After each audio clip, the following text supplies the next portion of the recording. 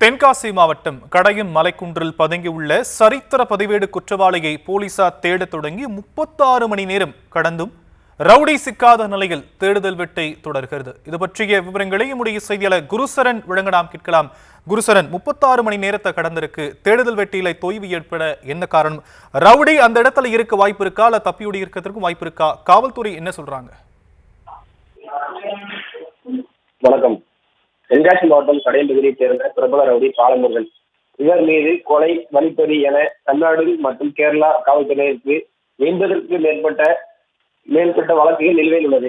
கேரளா மாநிலம் திருச்சி பகுதியில் சிக்கி திருட்டு வழக்கில் ஒன்றில் சிக்கினார்.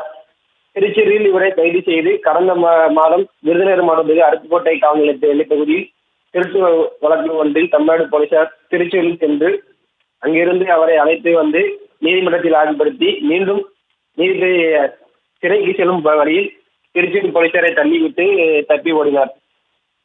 இதைத் தொடர்ந்து அவரது சொந்த ஊரான கடையம் பகுதிக்கு அவர் வந்துள்ளது தெரிய வந்த நிலையில் தென்காசி மாவட்ட கண்காணிப்பாளர் அரவிந்த் தலைமையில் உத்தரவின் பெயரிலும் 50க்கும் மேற்பட்ட போலீசார் கடையம் பகுதியில் அவர் பதுங்கியிருப்பதை அறிந்து அங்கு அதிநவீன கொண்ட லைட்டுகள் வைத்து அந்த மலைப்பகுதியில் தேடி வந்தனர்.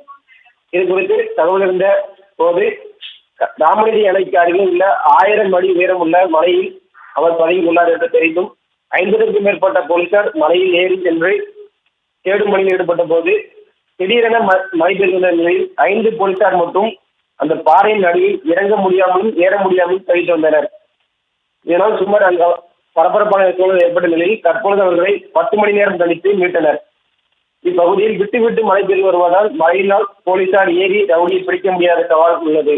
இந்த நிலையில் 36 மணி நேரம் கடந்தும் போலீசார் அப்பகுதியில் கண்காணித்து ஈடுபட்டு வருகின்றனர். உணவு, குடிநீர் இன்றி மழையில் பெய்து வரும் நேரத்திலும் மலைப்பகுதியில் ரவுடி பாலமுருகன் தங்கியிருப்பது சாட்சியமா அல்ல வேறு எதுவும் அவர் தப்பி சென்றாரா எனவும் ஐம்புலமும் போலீசார் மற்றும் பொதுமக்கள் மத்தியில்